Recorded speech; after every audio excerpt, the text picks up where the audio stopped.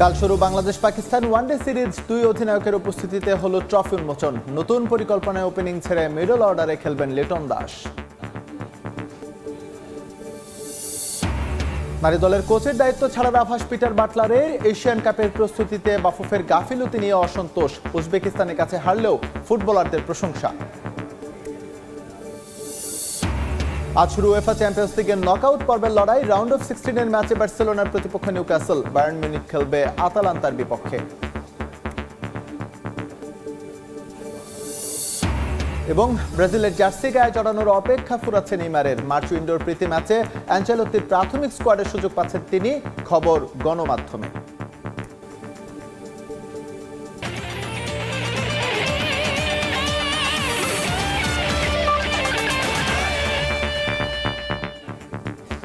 বিশ্বের নানা প্রান্তের খেলাধুলার খবর নিয়ে আমাদের নিয়মিত আয়োজন খেলার সময়, আর এই সঙ্গে আমি আছি এস এম ইকবাল। শুরুতেই ক্রিকেট প্রসঙ্গ। দীর্ঘ 11 বছর পর দ্বিপাক্ষিক ওয়ানডে সিরিজে মুখোমুখি হচ্ছে বাংলাদেশ ও পাকিস্তান। কাল মিরপুরের প্রথম ম্যাচ শুরু দুপুর 2:15টায়। সিরিজ সামনে রেখে ট্রফি উন্মোচন করেছেন দু দলের অধিনায়ক। রাজধানীর একটি 5 তারকা হোটেলে অনুষ্ঠিত হয় ট্রফি উন্মোচন। এ সময় উপস্থিত ছিলেন বাংলাদেশ দলের অধিনায়ক মেহেদী হাসান মিরাজ ও পাকিস্তানের দলপতি শাহিন শাহ আফ্রিদি। বাংলাদেশ দল প্রায় 4 মাস পর ফিরছে আন্তর্জাতিক ক্রিকেটে। এই সিরিজের প্রস্তুতি হিসেবে বিসিএল ওয়ানডে টুর্নামেন্ট আয়োজন করে বিসিবি। 2027 ওয়ানডে বিশ্বকাপ সরাসরি কোয়ালিফাই করার মিশন বাংলাদেশ শুরু করছে এই সিরিজ দিয়েই। পাকিস্তানকে সিরিজে হারাতে পারলে র্যাঙ্কিংয়ে এক ধাপ এগিয়ে যাওয়ার সুযোগ আছে টাইগারদের। এদিকে টি-20 বিশ্বকাপ ব্যর্থতার ঝেড়ে বাংলাদেশ সিরিজ দিয়ে ঘুরে দাঁড়াতে চায় পাকিস্তান। তবে মিরপুরের উইকেটের সঙ্গে মানিয়ে নেওয়াটাই তাদের জন্য বড় চ্যালেঞ্জ। যদিও এবার মিরপুরের হোম অফ ক্রিকেটের পিচ দেখে সন্তুষ্ট head coach mic Hesson. Bat বলে দারুণ ম্যাচের প্রত্যাশা তার, কোনো শাস্তি নয়। নতুনদের বাজিয়ে দেখতেই বাবর আয়ুবদের স্কোয়াডের বাইরে রাখা হয়েছে বলেও জানান তিনি। টি-20 বিশ্বকাপের উন্মাদনা শেষ হতে না হতেই নতুন চ্যালেঞ্জের সামনে দাঁড়িয়ে বাংলাদেশ পাকিস্তান। এবারের এই বিশ্বকাপ নিয়ে দুদেশই সমালোচনা চরমে। টাইগাররা যায়নি খেলতে, মেন ইন গ্রিন কথা তুবড়ি ছুটিয়েও পারেনি কিছুই করতে। উল্টো ভারতের ফাইনাল জয় নিয়ে নানা বিরূপ মন্তব্য করছে পাকিস্তানিরা। কিন্তু হেড কোচ মাইক হেসনের মতে টুর্নামেন্টের লম্বা পথ পাড়ি দিয়ে যোগ্য দল হিসেবে শিরোপা জিতেছে ভারত। তবে বিশ্বকাপে নিজের দলের পারফরমেন্স নিয়ে এখনো চলছে নানা কাটাছেঁড়া। যদিও সেসব ভুলে যেতে চান তিনি।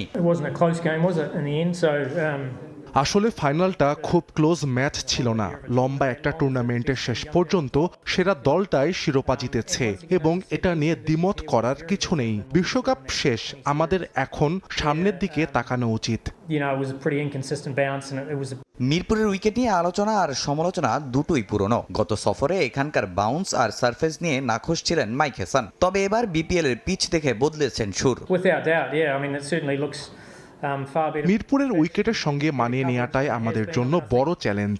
আগে এখানে খুব একটা ভালো উইকেট ছিল না, তবে নিঃসন্দেহে এবার বেশ ভালো উইকেট মনে হচ্ছে। বিপিএলেও বেশ ভালো পিচ দেখেছি। বাংলাদেশের বিপক্ষে ওয়ানডে সিরিজের জন্য পাকিস্তানের স্কোয়াডে এবার বড় চমক 6 জন নবাগত। নিয়মিতদের বাদ পড়া নয়, বরং সায়েন্স বা ঘরোয়া ক্রিকেটে পারফর্ম করা তরুণদের বাজিয়ে দেখতেই এই ঝুঁকি। কাউকে ড্রপ করা হয়নি, এটা তরুণদের দেখার সুযোগ। ফারহান, মাস সাদাকাত, গাজী ঘড়ি ঘরোয়া ক্রিকেটে দারুণ করেছে। এখন তাদের প্রমাণের সময়। নিজেদের কন্ডিশনে বাংলাদেশ সবসময় সমীহ জায়গা নিয়া দল। ওয়ানডে ফরম্যাটে টাইগারদের শক্তিমত্তা সম্পর্কে সতর্ক হেসনও। তামিম হোসেন, সময় সংবাদ, ঢাকা। কাল শুরু বাংলাদেশ পাকিস্তান ওয়ানডে সিরিজ। ম্যাচের আগে মিরপুরে সংবাদ সম্মেলনে কথা বলছেন বাংলাদেশ অধিনায়ক মেহেদী হাসান মিরাজ। আমরা এখন সরাসরি যাচ্ছি সেখানে।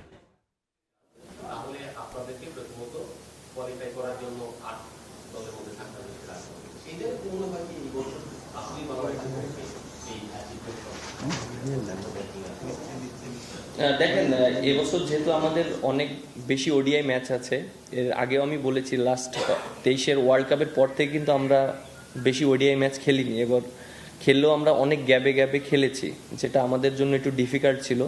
যেহেতু আমরা এবছর আমাদের অনেক বেশি ওডিআই ম্যাচ আছে এবং আমরা প্ল্যানিংটাও খুব ভালোভাবে করতে পারবো এবং র্যাঙ্কিংয়েরও একটা বিষয় আছে।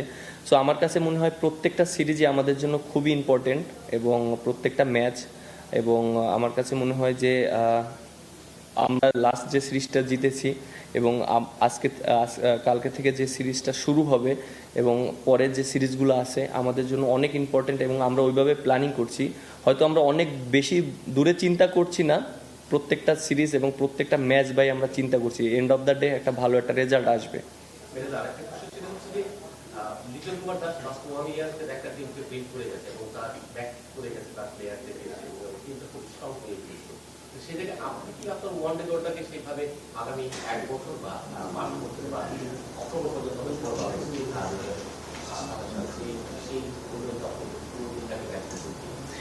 দেখেন অবশ্যই আপনি একটা জিনিস দেখেন, একটা টিম বিল্ড করতে গেলে কিন্তু অবশ্যই প্রত্যেকটা প্লেয়ারের পারফরমেন্স করতে হবে, অ্যাজ এ ক্যাপ্টেন হিসাবে প্রত্যেকটা প্লেয়ারকে ব্যাক করতে হবে। সো আমার কাছে মনে হয় যে আমাদের টিমে অনেক ভালো ভালো প্লেয়ার আছে এবং যারা পোটেনশিয়াল প্লেয়ার অবশ্যই চেষ্টা করব তাদেরকে ব্যাক করার জন্য, এবং তারা যদি পারফর্ম করে টিমের জন্য অনেক বেটার হবে। এবং আমার কাছে মনে হয় যে পারফরমেন্সটা খুবই ইম্পর্টেন্ট প্রত্যেকটা প্লেয়ারের জন্য এবং চ্যালেঞ্জটা খুবই ইম্পর্টেন্ট। এবং দেখেন যে যদি সবাই নিজের চ্যালেঞ্জটা নিতে পারে এবং যারা পারফর্ম করছে তারা যদি সবসময় টিমে খেলে এবং তারা যদি সবসময় কন্ট্রিবিউট করার চেষ্টা করে তাহলে এটা টিমের জন্য অনেক ভালো হবে। এন্ড অফ দ্য ডে অনেক সময় সিচুয়েশন এরকম হতে পারে যে অনেক ভালো প্লেয়ার বাট পারফর্ম করতে পারছে না, but end of the day তাকে ব্যাক করাটা খুবই ইম্পর্টেন্ট অ্যাজ এ ক্যাপ্টেন হিসাবে এবং টিম ম্যানেজমেন্ট হিসাবে। সো আমরা ওইটাও অবশ্যই মাথায় রাখবো। পাকিস্তানের বিপক্ষে ওয়ানডে সিরিজের আগে গণমাধ্যমে কথা বলছিলেন অধিনায়ক মেহেদী হাসান মিরাজ। আমরা এতক্ষণ ছিলাম সেখানে। তার বক্তব্যের বাকি অংশ দেখতে ভিজিট করুন সময়.নিউজ.টিভির ফেসবুক পেজে। এবার যাব হচ্ছে ফুটবল প্রসঙ্গে। দায়িত্ব ছাড়ার আভাস দিয়েছেন পিটার বাটলার। এশিয়ান কাপের মতো বড় মঞ্চের জন্য ফেডারেশনের প্রস্তুতি ও দেশের ফুটবলের নানা সংকটের সমাধান না করাতে এমন সিদ্ধান্ত নিতে পারেন ব্রিটিশ কোচ। আগামী সপ্তাহে ইংল্যান্ডে ফিরে পরিবারের সঙ্গে আলোচনা করে ভবিষ্যৎ নির্ধারণ করবেন তিনি। আগামী সপ্তাহে আমি ইংল্যান্ড ফিরে যাচ্ছি, সেখানে আমার স্ত্রীর সঙ্গে এ নিয়ে কথা বলবো আমি, এরপর ভবিষ্যৎ নিয়ে ভাববো। কারণ এই আসরের জন্য যা প্রয়োজন ছিল তার কিছুই পাইনি আমি। মেয়েদের আরও প্রতিযোগিতামূলক ম্যাচ দরকার ছিল। যখন আমরা কোনো ভালো দলের বিপক্ষে খেলি তখন তাদের টিভি ক্যামেরা, আধুনিক সরঞ্জাম দেখে মুগ্ধ হই, কিন্তু আমাদের সেই বিলাসিতা করার সুযোগ নেই। মেয়েরা এত সমস্যার মাঝে অনেক দূর এসেছে। উয়েফা চ্যাম্পিয়ন্স লিগের খবর। গ্রুপ পর্বের লড়াই শেষে শুরু হচ্ছে নকআউট পর্বের লড়াই। প্রথম দিনই মাঠে নামছে জায়ান্ট ক্লাবগুলো। রাউন্ড অফ 16 ম্যাচে নিউক্যাসলের মুখোমুখি হবে বার্সেলোনা, আর কোয়ার্টার ফাইনালে এক পা দিয়ে রাখতে আতালান্তার বিপক্ষে খেলবে বায়ার্ন মিউনিখ। দুটো ম্যাচই শুরু হবে আজ রাত 2টায়। বেশ দাপট নিয়েই চ্যাম্পিয়ন্স লিগের গ্রুপ পর্ব শেষ করে ফুটবল ক্লাব বার্সেলোনা এখন রাউন্ড অফ 16 মিশনে। নিউক্যাসলের বিপক্ষে প্রথমেই তারা নিচ্ছে অ্যাওয়ে ম্যাচের চ্যালেঞ্জ। যদিও এই ম্যাচ নিয়ে খুব একটা বিব্রত নয় ব্লগরানা, কারণ চলতি মৌসুমে গ্রুপ পর্বের ম্যাচে জেমস পার্ক থেকে নিউক্যাসলের বিপক্ষে 2-1 ব্যবধানের জয় নিয়ে ফেরে হান্সি ফ্লিকের দল। হেড টু হেড স্ট্যাটেও নিউক্যাসলের তুলনায় বেশ এগিয়ে বার্সা। এখন পর্যন্ত দু দলের 5 দেখায় 4 জয়ের বিপরীতে মাত্র 1 হার স্প্যানিশ চ্যাম্পিয়নদের। সবগুলো ম্যাচই ছিল গ্রুপ পর্বে। এবারই প্রথম দু দল মুখোমুখি হচ্ছে রাউন্ড অফ 16-এ, তাই কিছুটা হলেও এবার সাবধানী অবস্থানে বার্সা। বিলবাওর বিপক্ষে 1-0 ব্যবধানের জয় নিয়ে চ্যাম্পিয়ন্স লিগ খেলতে নামছে বার্সা। সঙ্গে আছে রিয়াল মাদ্রিদের বিপক্ষে স্পষ্ট ব্যবধানে এগিয়ে থেকে লিগ লিডার হওয়ার স্বস্তি। যদিও দলের বেশ কজন গুরুত্বপূর্ণ ফুটবলারকে এই ম্যাচে টিম ম্যানেজমেন্ট পাচ্ছেন না ইনজুরির জন্য। যে তালিকায় আছে গাবি, ফ্র্যাঙ্কি ডি ইয়াং ও জুলস কুন্দের নাম। বার্সেলোনার মতোই রাউন্ড অফ 16-এ তুলনামূলক সহজ প্রতিপক্ষ পেয়েছে বায়ার্ন মিউনিখ। ইতালিয়ান ক্লাব আতালান্তার বিপক্ষে বাভারিয়ানদের সমৃদ্ধ পরিসংখ্যানই বলছে একথা। দু দলের সবশেষ 16 ম্যাচের 11টিতেই জিতেছে জার্মান জায়ান্ট। এছাড়াও চ্যাম্পিয়ন্স লিগের শেষ 16তে 14 বার খেলে 13টিতেই কোয়ার্টার ফাইনাল নিশ্চিত করেছে তারা। যদিও এবার কাজটা খুব একটা সহজ হবে না বায়ার্ন মিউনিখের জন্য, কারণ চ্যাম্পিয়ন্স লিগের চলতি মৌসুমে ইতালিয়ান সেরিয়ার একমাত্র দল হিসেবে রাউন্ড অফ 16-এ আতালান্তা। তাছাড়া যে কোনো জার্মান ক্লাবের বিপক্ষে তাদের রেকর্ডও দুর্দান্ত। সেই দিক থেকে বাভারিয়ানরা বেশ সাবধানী। এই ম্যাচের আগে দারুণ এক মাইল ফলকের সামনে হ্যারি কেইন আর মাত্র 2 গোল করলেই প্রথম ইংলিশ ফুটবলার হিসেবে চ্যাম্পিয়ন্স লিগে গোলের হাফ সেঞ্চুরি পূরণ করবেন তিনি। তাছাড়া দলের বাকি খেলোয়াড়রাও আছেন বেশ ছন্দে। এস.এম. ইকবাল, সময় সংবাদ। খেলার সময় আরও থাকছে। বিনা প্রতিদ্বন্দ্বিতায় মোহামেডানের সভাপতি হলেন বরকতুল্লাহ বুলু। ডিরেক্টর ইনচার্জ লোকমান হোসেন ভুইয়া হারানো ঐতিহ্য ফেরানোর প্রত্যয় নতুন নেতৃত্বে।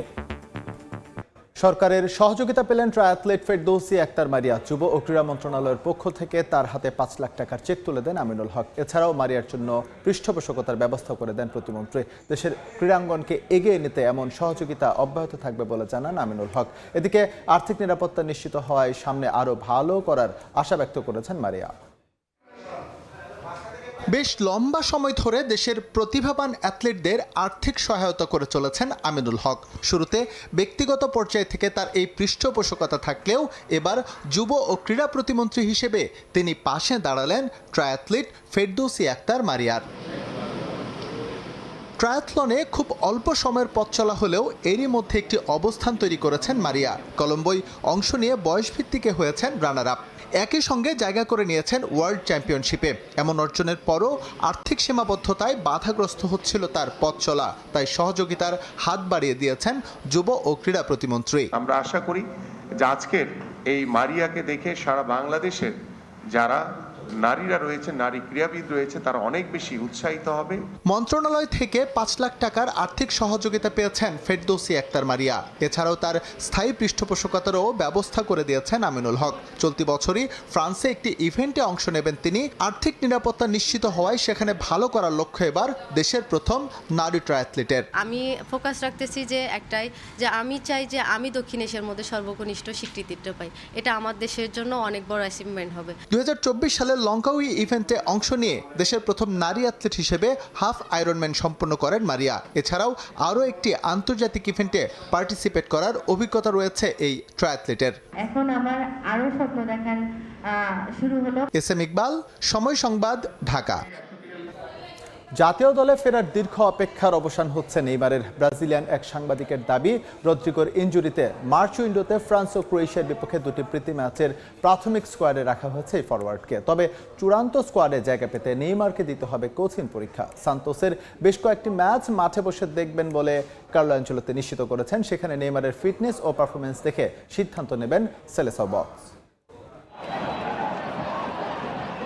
একটা সময় ছিলেন ব্রাজিলের সবচেয়ে বড় ভরসা। দুর্দান্ত ড্রিবলিং, গোল করা, ভক্তদের মনে জায়গা করতে সময় নেননি খুব একটা। তবে ইনজুরি আর অফর্ম নেইমারের গলার কাটা। অনিশ্চয়তায় ঘেরা ছিল তার জাতীয় দলে ফেরা।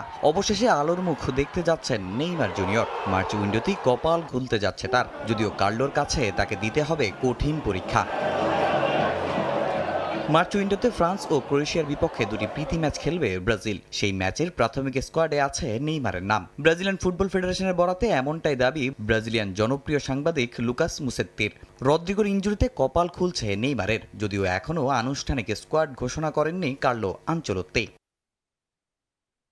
বয়সের বিবেচনায় 2026 বিশ্বকাপটাই নেইমারের জন্য শেষ মেগা আসর। যুক্তরাষ্ট্র, কানাডা, মেক্সিকোতে হতে যাওয়া 2026 বিশ্বকাপে নেইমারকে ফেরানোর দাবি দীর্ঘদিন ধরেই করে আসছিলেন তার ভক্তরা। কিন্তু একের পর এক ইনজুরি কঠিন করে দিয়েছিল সেই সুযোগ। কদিন আগেই ফিরেছেন ইনজুরি থেকে, তবে এবার সেই আশা পূরণ হওয়ার পথে। নেইমারের মতো কোচ কার্লো আনচেলোত্তির জন্য এবারের বিশ্বকাপটা অনেক বড় চ্যালেঞ্জের। দীর্ঘ সময় শিরোপার মুখ না দেখা সেলেসাওদের মেগা আসরের ট্রফি জেতানোর দায়িত্ব এই ইতালিয়ান মাস্টারমাইন্ডের কাঁধে। তাই কোনো ঝুঁকি নিতে চান না কার্লো। নেইমারকে ফেরাতেও জুড়ে দিয়েছেন শর্ত। ফ্রান্স ও ক্রোয়েশিয়া ম্যাচের চূড়ান্ত স্কোয়াডে নেইমারকে সুযোগ দিতে আগে সান্তোসের আসন্ন একাধিক ম্যাচে নেইমারের ফিটনেস ও পারফরমেন্স মাঠে বসে দেখে চূড়ান্ত সিদ্ধান্ত নেবেন ব্রাজিল বস। 2023 সালের অক্টোবরে সবশেষ জাতীয় দলে খেলেছিলেন 34 বছর বয়সী এই ফুটবলার। তামিম হোসেন, সময় সংবাদ। ঐতিহ্যবাহী মোহামেডান স্পোর্টিং ক্লাবের বার্ষিক সাধারণ সভা এবং এরপর পরিচালনা পর্ষদের নির্বাচন অনুষ্ঠিত হয়েছে। সোমবার ঢাকা ক্লাবে সাদা কালোদের চতুর্থ এজিএম ও নির্বাচন অনুষ্ঠিত হয়। বিনা প্রতিদ্বন্দ্বিতায় নতুন সভাপতি নির্বাচিত হয়েছেন রাজনীতিবিদ বরকতুল্লাহ বুলু এমপি।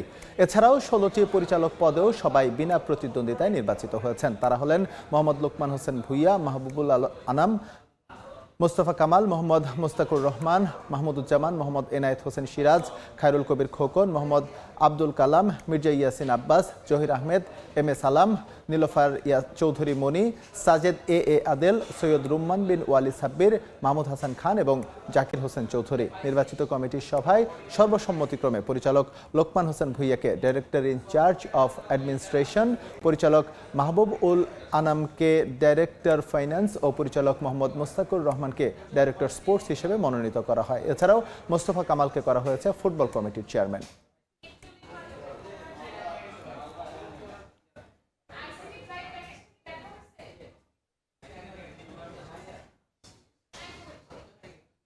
খেলার সময়ের শীর্ষ সংবাদগুলো জানিয়ে দিচ্ছি আরেকবার। কাল শুরু বাংলাদেশ পাকিস্তান ওয়ানডে সিরিজ। 2 অধিনায়কের উপস্থিতিতে হলো ট্রফি উন্মোচন। নতুন পরিকল্পনায় ওপেনিং ছেড়ে মিডল অর্ডারে খেলবেন লিটন দাস। আজ শুরু উয়েফা চ্যাম্পিয়ন্স লিগের নকআউট পর্বের লড়াই। রাউন্ড অফ 16-এর ম্যাচে বার্সেলোনার প্রতিপক্ষ নিউক্যাসল, বায়ার্ন মিউনিখ খেলবে আতালান্তার বিপক্ষে।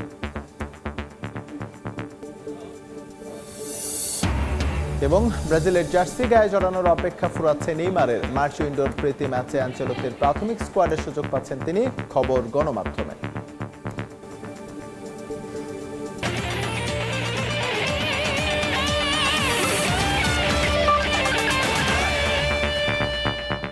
এই ছিল খেলার সময়। এরপর দুপুরের সময়ের সঙ্গে থাকবেন ইমদাদ।